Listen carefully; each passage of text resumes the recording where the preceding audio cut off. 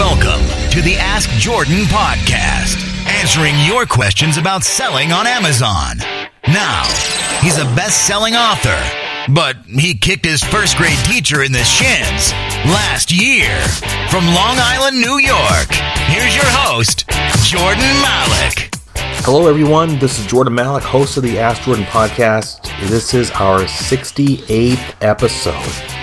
About 68 episodes since March of last year. We're almost a year old. Roughly, I'd say between 1,200 to 2,000 listeners per episode. So it's really an honor that you do listen, and I want to thank you so much for the comments that you send in, and many of you love the show, you love the format, and it's a real honor to serve you in that way, and I am extremely thankful for each and every one of you that do listen. If you're listening for the first time, welcome. This is the podcast where we only answer your questions about selling on Amazon. In every episode, we answer a different question from you, the listener, about selling on Amazon. If you missed an episode, go to AskJordan.net or iTunes or YouTube or Stitcher. Just do a search for Ask Jordan. You'll see our previous episodes there, or just Google Ask Jordan. If you're looking for an episode on a certain topic, just Google Ask Jordan, 2 words, Ask Jordan, and the topic. You want taxes, you want wholesale, you want negative feedback, you want retail arbitrage. Do a search for those keywords with the word Ask Jordan, and you'll likely find the episode you're looking for. If you want to hear your voice on an episode and get 7 of my best-selling ebooks 100% free, I'm going to tell you how to do that after we answer today's question. And today's question is from Ella, trying to decipher, does she sell an item on Amazon or Amazon FBA or eBay? Go ahead, Ella. Hi, Jordan. My name is Anna. I'm out of North Carolina. And first of all, I want to thank you for your podcast and all your helpful advice and tips. I've been selling books on Amazon, not through FBA, but personally shipping, and I am selling some collectibles and rare items on eBay. And I know that you are selling both on eBay and Amazon, so I thought I can still ask you that question. And what I actually would like to know is, how do you choose your outlet if you sell on eBay or Amazon? I think there might be some instances where it's clear Amazon might be a good outlet for books, but I had an instance where I could sell books at a higher price on eBay than I would have gotten on Amazon. So I've also been a little hesitant to choose FBA just because I feel my merchandise will be tied up with FBA, so I wouldn't have the option to list it both on eBay and Amazon to see where I could sell my products faster. So I'm thinking there would be a couple of things that I would like to know before I make a decision, like the turnaround time on Amazon. I, of course, want to reach my maximum selling price and so on. So I do not get so much data on Amazon, so I thought I would just like to hear your thoughts on how to choose if you list it on Amazon or eBay, if you sell it through FBA on Amazon, or list both. So looking forward to your advice, and thanks so much. Have a good one. Okay, Ella, that's a great question. Thank you for asking that. And I sell maybe 2% of my sales annually are on eBay. And I'll tell you that eBay is still, in my opinion, the number one choice for selling products that you simply cannot sell, or simply there's too much red tape for you to sell on Amazon. Let me give you some examples. Now, I don't want to plug a book, but I recently wrote a book exactly on the free items that you can find around your home that you can sell on eBay that you would never think have any value, but they actually do. You go to Amazon.com and type in the words free eBay Jordan Malik, four words, free eBay Jordan Malik. You'll see in the search results that, or just go to jordanmalik.com and scroll down, you'll see that book. So what I sell on eBay myself, and I think is an ideal platform for things that are not sold on Amazon, is anything that's used or broken in the categories of clothing. For used clothing, I mean. Amazon will not let you sell used clothing regardless. They'll let you sell new clothing. You have to be approved. You can go to categoryapproval.net to sell new clothing, and categoryapproval.net will help you. That's not required, but that's a company that will help you get approved. It's a very kind of laborious process to get approved to sell clothing on Amazon. And the firm, categoryapproval.net, for a fee, will facilitate that for you. So I got approved to sell in clothing very recently. But there's a huge market for used clothing. Whether you're talking about vintage clothing or high fashion clothing, I don't know the names, but my wife knows the names of the high-end fashion clothing for women and men. Handbags, there's a huge used handbag market for, I'm talking about the upscale brands of, I don't know, Coach, Louis Vuitton, Chanel, etc. Broken items. Amazon will not let you sell broken items. So maybe, I don't know if the Amazon's letting you sell broken cell phones now, but broken cell phones, broken electronics, you can sell on eBay, still the number one place for that. Broken monitors, broken computer gadgets, electronics, etc. There's a huge market for broken electronics because people who do repairs need them for parts, or people who do refurbished items. They will refurbish electronics. They know how to fix them easily, and they'll buy them for a song on eBay and sell them back on eBay after they're fixed. I still believe that large unshippable items like boats, cars, particularly vintage cars, motorcycles, etc., are ideal for you to sell on eBay. Either you're going to sell them locally, or now there's all these services that have popped up that will transport a car for you to a different part of the country for a fee.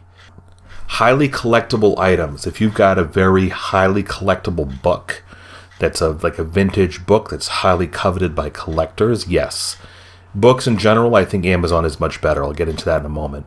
For selling on, I don't think eBay is the ideal marketplace for you to sell general used books, textbooks, etc. Unless your book is a highly collectible book that's highly coveted by collectors. Memorabilia is better off suited for eBay. Signed memorabilia, baseball cards, movie photographs. Rare one-of-a-kind items is ideal for eBay, not Amazon. But over the summer, 2 summers ago, I bought a huge collection of M&M collectibles. It's a huge train set. Brand new, still in the box. Multiple components from Hawthorne. I think the company's name is the Hawthorne Mint or something. And I bought everything at a yard sale for like $150. I sold it for over $600 on eBay. It would be impossible, nearly impossible for me to create a listing on, it's not nearly impossible, but it probably would have taken me a lot of time to create that listing because it doesn't exist in the Amazon catalog, so I did it on eBay. So I hope that gives you some ideas. Now, let's get back to books for a minute. If you have books if you're an avid bookseller, I think Amazon is the better route for you if you're selling general books, textbooks, nonfiction, coffee table books, cooking books, whatever. Amazon, I think, gets a lot more traffic than eBay. Some sellers do what's called multi-channel fulfillment, where they'll have their product listed on both eBay and Amazon, and a third-party software service kind of manages that in terms of reducing the inventory accordingly. So if you're selling a mug, you have quantity 100 of a single mug, a single SKU, you can post 100 on Amazon and 100 on eBay, and the third-party software will immediately deduct the quantity according to how many you've sold. So you could sell, again, you've only got quantity 100, so you have a quantity 100 listed on Amazon and a quantity 100 on eBay. And say if a group of buyers buys all 100 on eBay only, the quantity that's listed at Amazon will reduce accordingly. But that's third-party fulfillment that I don't know a lot about, and I don't really use it. I kind of keep things exclusive. I have a certain product, a certain group of products to sell on eBay, and a certain group of products to sell on Amazon. Now you can do that yourself. You can actually. You said that you don't have any items at the Amazon warehouse. I suggest you put them there. The majority of your items should be in the Amazon FBA warehouse, because you can, at least for those items that you sell on Amazon, I think there's an appeal to the buyer that helps your sell-through rate. So the buyer is more apt to purchase an item that they know is warehoused at an Amazon location because it's eligible for Prime. If the buyer is a Prime subscriber, they pay $99 a year to get 2-day shipping for free. They're more apt to buy the item, particularly with books. You can get a much higher price selling an item on that's stored in the Amazon warehouse versus an item that you ship from home. There's some exceptions to that, of course, but generally a buyer will pay a higher price. I've seen textbooks that people ship from home. A seller will ship a textbook from home. They can only get like $9 for it plus shipping. But when it's sold and it's warehoused on the Amazon FBA warehouse, they can get like, $30, $40, $50 for the same textbook. Because the buyer is using Prime. They need it in 2 days. They'd gladly pay the much higher price for the book. among all sellers when they know it's warehoused at Amazon and it can come to them in 2 days versus you, the third-party seller, it might take a week. Who knows? But there is a way where you can fulfill your eBay items using Amazon FBA. And I will include, I don't know the link off the top of my head, but I'm going to include that in the notes for the show for this episode.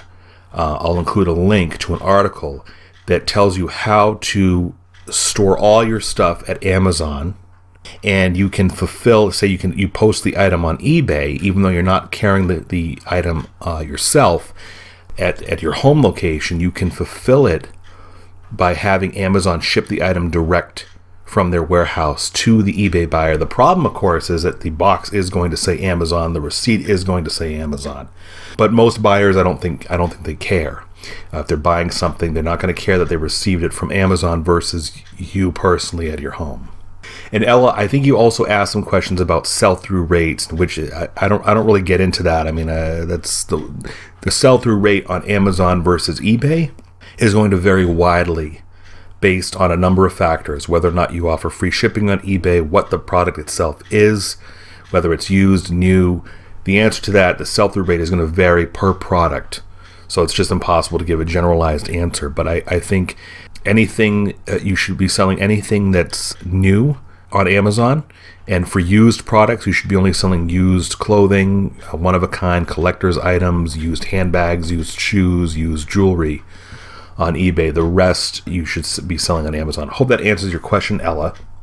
Ella gets all 7 of my ebooks about selling on Amazon and eBay. Ella, just go to AskJordan.net, click on the small envelope icon near the upper right-hand corner of the page, send me an email so I know where to send your ebooks to, and if you, the listener, want to submit a question to the podcast and have a chance to win all my best-selling ebooks just like Ella, call with your question at 516-619-ONLINE. That's 516-619-6654. Or go to AskJordan.net and scroll down, look for the directions on submitting your question via your computer. If you have a microphone, you can submit a question that way.